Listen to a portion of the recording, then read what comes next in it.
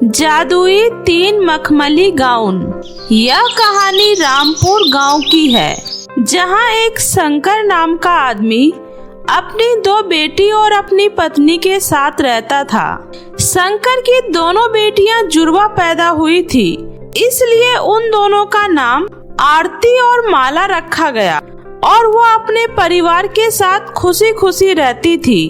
उन लोगों की जिंदगी में किसी भी तरह की कोई परेशानी नहीं थी।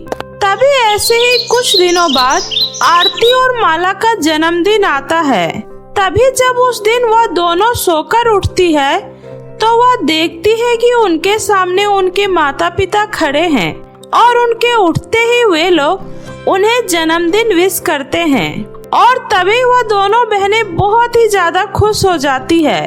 और उसके बाद उनके पिता कहते हैं, आज मैं बहुत खुश हूँ क्योंकि आज मेरी दोनों बेटियों का जन्मदिन है, इसलिए मैं चाहता हूँ तो क्यों न आज हम लोग कहीं बाहर घूमने चले। हाँ, आप सही कह रहे हो पिताजी, आज हम लोग कहीं बाहर घूमने चलते हैं, बहुत मजा आएगा।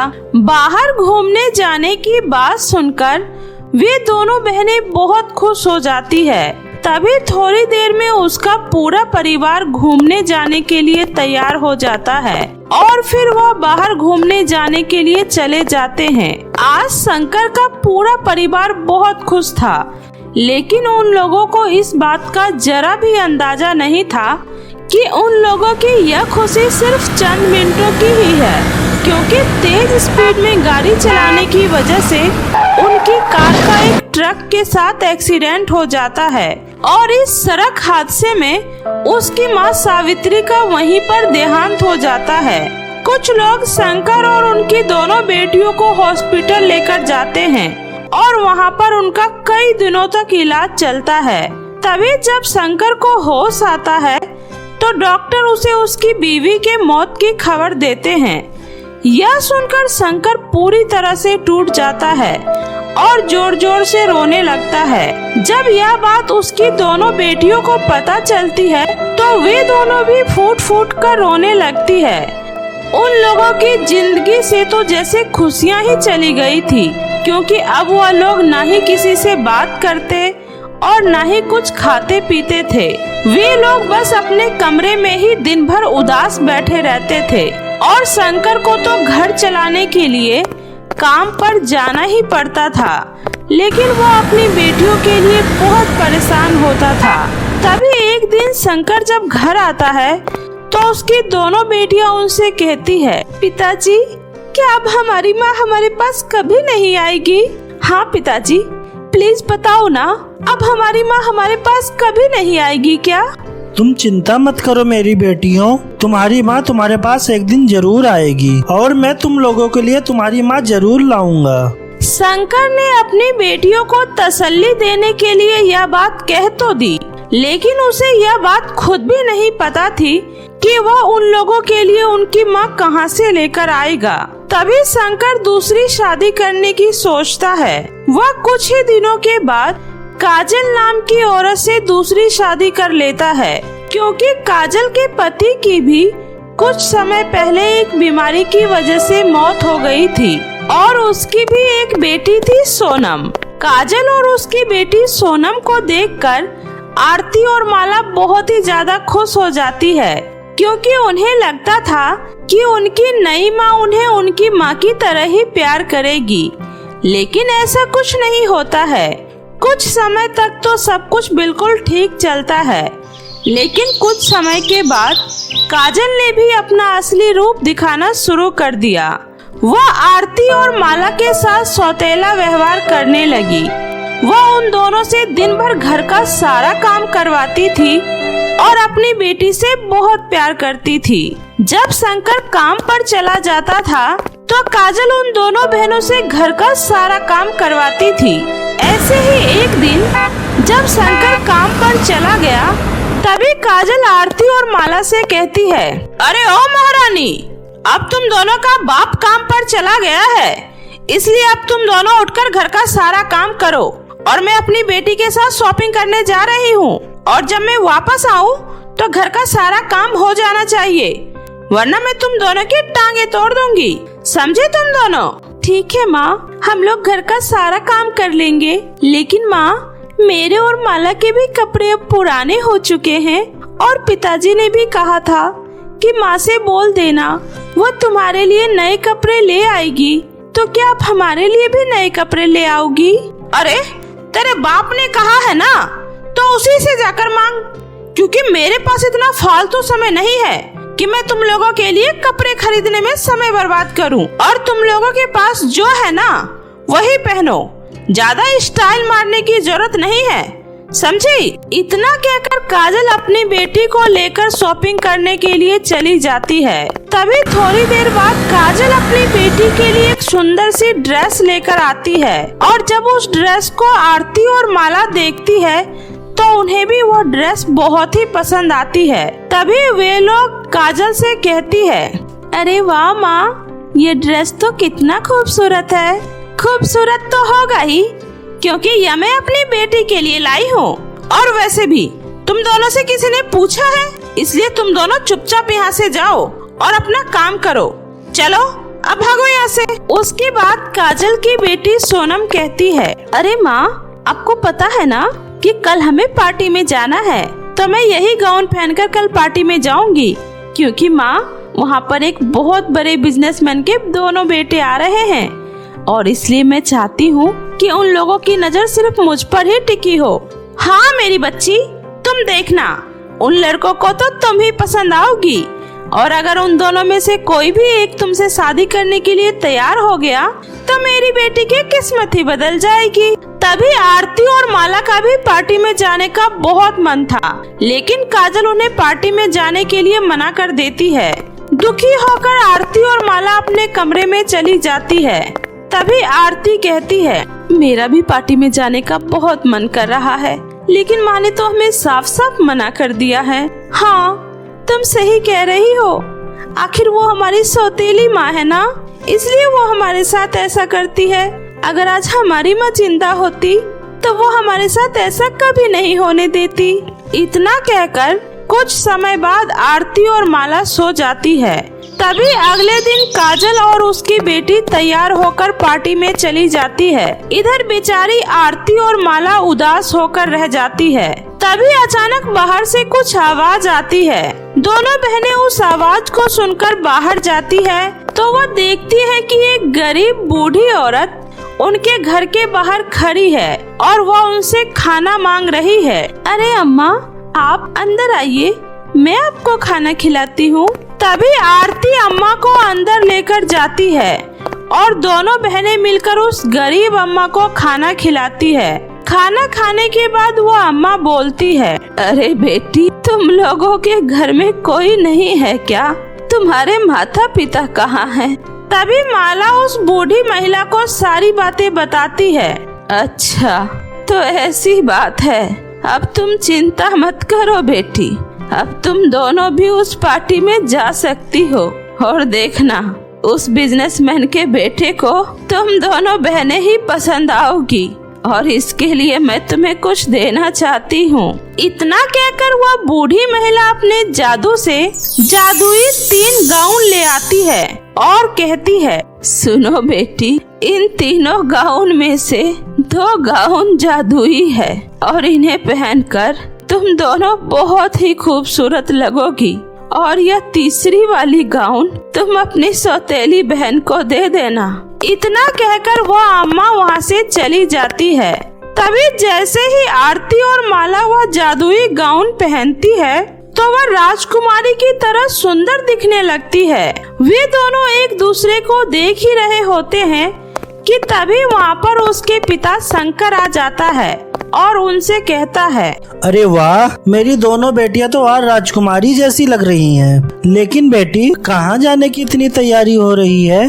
तभी आरती और माला अपने पिता को सारी बात बताती है। अच्छा, तो ये बात है, फिर तो मैं भी चलूँगा तुम्हारे साथ पार्टी में। उसके बाद आरती और माला अपने पिता शंकर के साथ पार्टी में चली जाती है और जब वो दोनों बहनें पार्टी में पहुंचती है तो सभी की नजर आरती और माला पर होती है। तभी आरती और माला को पार्टी में देखकर काजल को बहुत गुस्सा आता है। अरे माँ, ये दोनों मनहूस बहनें यहाँ कैसे आ गई?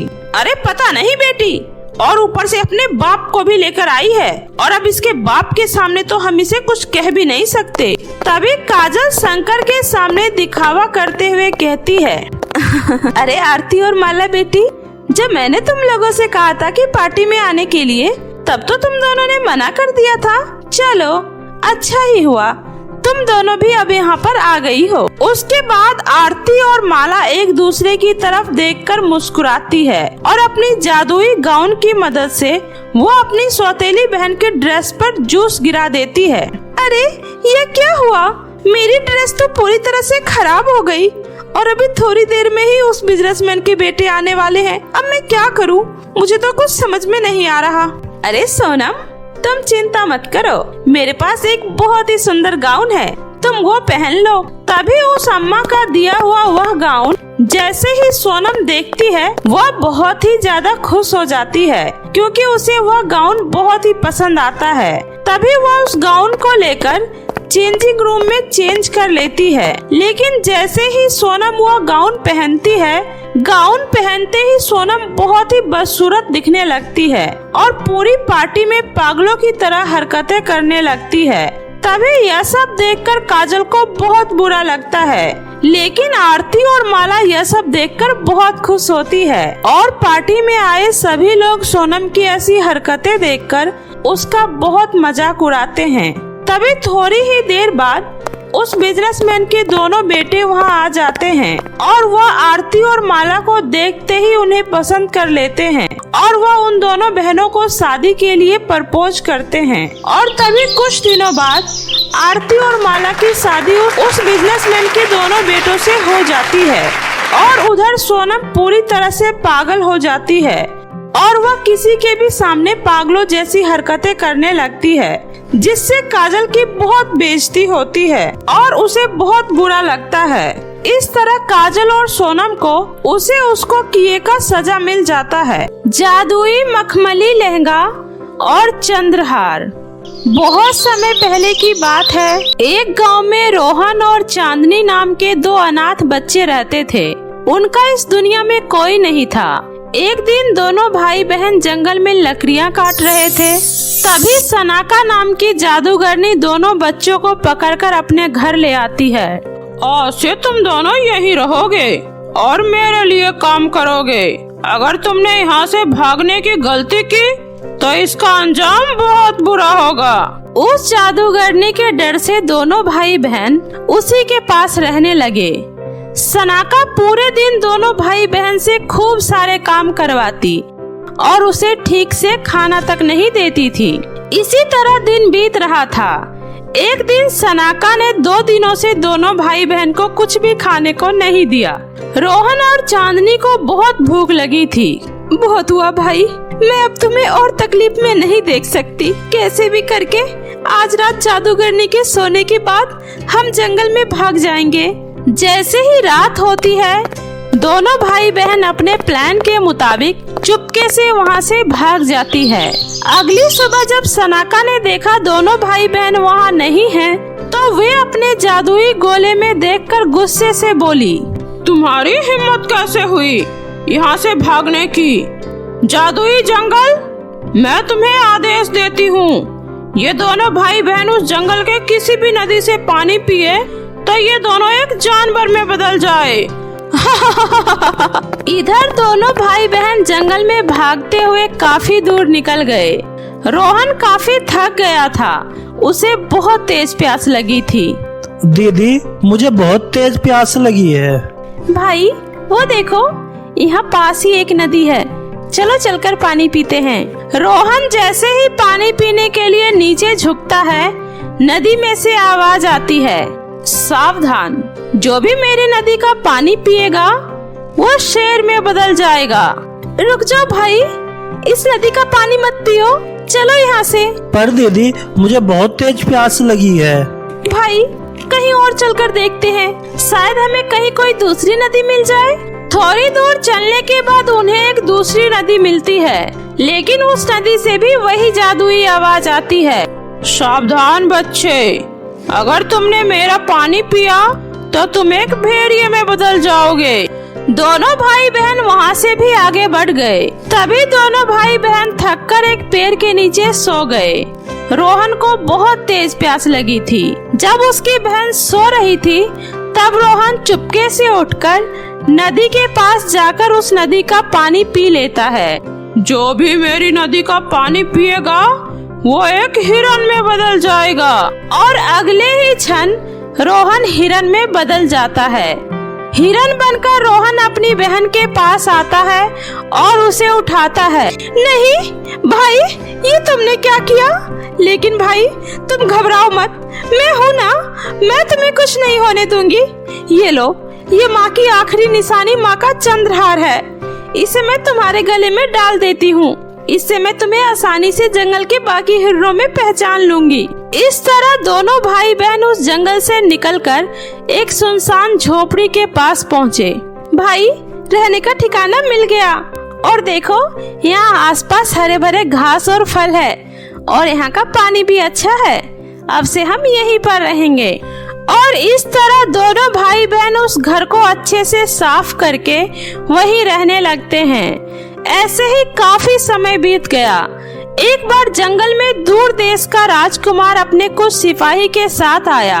वो राजकुमार बहुत ही सुंदर और मनमोहक था। उसने मखमल हीरो जवाहरात से बने कपड़े पहन रखे थे और उसके पास हीरो से लदी हुई घोड़े की काठी भी थी। वे लोग जंगल के बीच तब्बू गाड़ कर ठहरे हुए थे। हिरन राजकुमार को देखकर बहुत ही खुश हुआ और छुपकर राजकुमार को देखने लगा। राजकुमार अपने सिपाही के साथ बैठकर खाना खा रहा था। ये क्या है? क्या एक हिरन के गले में इतना सुंदर चंद्रहार? वाव, ये हिरन कितना सुंदर है। राजकुमार हिरन को पकड़ने के लिए उसके पीछे भागा, लेकिन हिरन तब तक अपनी तेज रफ्तार में सरपट भागा और राजकुमार को पीछा छोड़ते हुए घर तक आ गया। उसे लगा कि उसने राजकुमार को पीछा छोड़ दिया है, लेकिन राजकुमार छुपकर उसे देख रहा था। दीदी, जल्दी से दरवाजा खोलो। दीदी, आपको पता है आज जंगल में क्या हुआ? आज तो मजा ही आ गया। आप दरवाजा खोलो, फिर मैं आपको सारी बात बताता हूँ। क्या ये हिरन हम इंसानों की तरह कैसे बोल सकता है? कहीं यह किसी जादू की वजह से तो नहीं? मुझे देखना होगा। ये सोचकर राजकुमार अपने एक सिपाही के साथ उस झोपड़ी के पास गया और दरवाजा खटखटाया। जी कहिए, क्या बात है? हेलो, मैं राजनगर का राजकुमार विराट हूँ। क्या मैं अंदर आ सकता हूँ? जी आइए। मैंने आपके भाई को बोलते हुए सुना, एक बोलता हुआ हिरन। मुझे लगता है तुम दोनों भाई बहन किसी जादू या जादूगरनी की वजह से यहाँ फंसे हो। मैं तुम्हारी सहायता करना चाहता हूँ। कृपया मुझे सब कुछ सच सच बताओ। उसके बाद दोनों भाई बहन ने राजकुमार को अपनी सारी बीती हुई बातें बताई। उस दिन के बाद से हम दोनों भाई बहन इस छोटी सी झोपड़ी में एक दूसरे के साथ खुशी खुशी रहते हैं। आखिर आप ऐसे अकेले इस जंगल में कब तक रहोगी? मुझे तो हैरानी होती है कि आप इतने सालों से अकेले इस जंगल में कैसे रह रही हो। आपने अपने भाई की जान बचाने के लिए ये सब किया? मुझे आप जैसी कोई बहादुर लड़की अपने राज्य के लिए चाहिए। कृपया आप दोनों मेरे साथ मेरे राज्य चलिए। इस तरह राजकुमार दोनों भाई बहन को अपने साथ अपने महल ले आया। कुछ दिन महल में रहने के बाद चांदनी अपने विनम्र स्वभाव और नेक दिल से सबका दिल जीत लेती है। राज्य में हर कोई चांदनी को पसंद करने लगा। ऐसे ही समय बीत रहा था। धीरे धीरे राजकुमार और चांदनी को एक दूसरे से प्यार हो गया और दोनों ने एक दूसरे से शादी कर ली और उन्हें जल्द ही एक प्यारा सा बेटा भी हुआ। इधर अचानक एक दिन जादूगरनी को दोनों भाई बहन का ख्याल आया और उसने उसका पता लगाना चाहा। तभी उसने अपनी जादुई गोले में चांदनी को रानी बना देखा। ये निकम्मी लड़की रानी कैसे बन गई? और ये दोनों भाई बहन आखिर मेरे जादू के बावजूद भी उस जंगल से जिंदा कैसे वापस आ गए? मुझे कुछ न कुछ तो करना पड़ेगा। इधर राजकुमार विराट को अपने राज्य के काम से कहीं बाहर जाना था। प्रिय, मैं कल तक वापस आ जाऊंगा। तब तक तुम अपना और मेरे बेटे का ख्याल रखना। ठीक है जी, आप भी अपना ख्याल रखना। उसी रात जब चांदनी अपने कमरे में सो रही थी तभी वो जादूगरनी वहाँ आती है और चांदनी को सोता देखकर गुस्से से बोलती है, तुम इस महल में रहने के लायक नहीं हो। मैं तुम्हारी ये सारी खुशियाँ और ऐशो आराम छीन लूंगी। तुम मेरे साथ चलोगी। इतना बोलकर वो जादूगरनी एक मंत्र पढ़ती है और चांदनी को अपने वश में कर जादुई झाड़ू पर उड़ाते हुए वहाँ से लेकर चली जाती है। तभी उसका भाई रोहन उस जादूगरनी को देख लेता है। अरे ये तो मेरी दीदी है, बचाओ बचाओ, कोई मेरी दीदी की मदद करो। लेकिन जादूगरनी चांदनी को लेकर वहाँ से दूर एक गुफा में चली जाती है। छोड़ दो मुझे, आखिर तुम मेरे साथ ऐसा क्यों कर रही हो? कृपया कर हमें हमारे हाल पर छोड़ दो। तुम्हें तुम्हारे हाल पर छोड़ दो? ये सब तुम्हें मेरे घर छोड़कर भागने से पहले सोचना चाहिए। आखिर तुम लोग इतने सालों तक जिंदा कैसे रहे? अब तुम्हारे यहाँ आने के बाद तुम्हारा वो हिरन भाई, तुम्हारा पति और तुम्हारा वो बेटा सब बर्बाद हो जाएगा। हा हा हा हा हा। तुम चाहे कितनी भी कोशिश क्यों न कर लो, पर मेरा प्यार उन्हें बचाए रखेगा। प्यार में बहुत ताकत होती है, समझी? इस तरह की बकवास बातें मैंने आज तक नहीं सुनी है। अगर ऐसा है तो मैं तुम्हें चुनौती देती हूँ। अगर तुम्हारा पति तुम्हें ढूंढ लेता है और सच्चे दिल से कहता है कि वो तुम्हें प्यार करता है, तो मैं तुम्हें आजाद कर दूंगी। अगले दिन जब राजकुमार लौट कर आया तो हिरन ने उसे बताया कि वो जादूगरनी उसकी पत्नी को लेकर गई है। तो वो हैरान रह गया।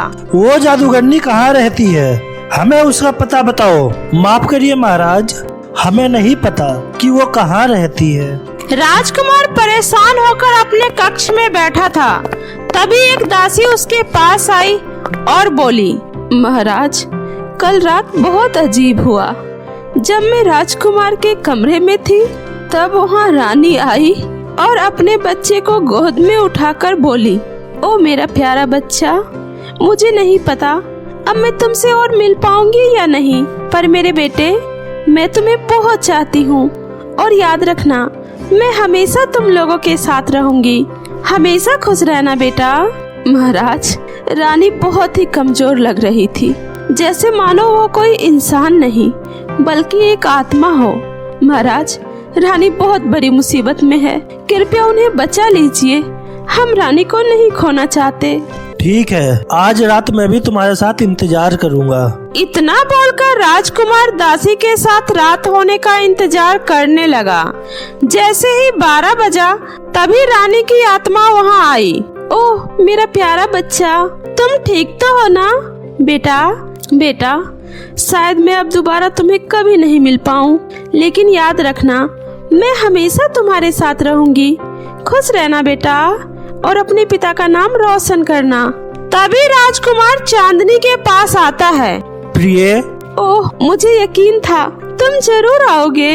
रुक जाओ, मुझे छोड़ के मत जाओ। नहीं, मुझे जाना होगा।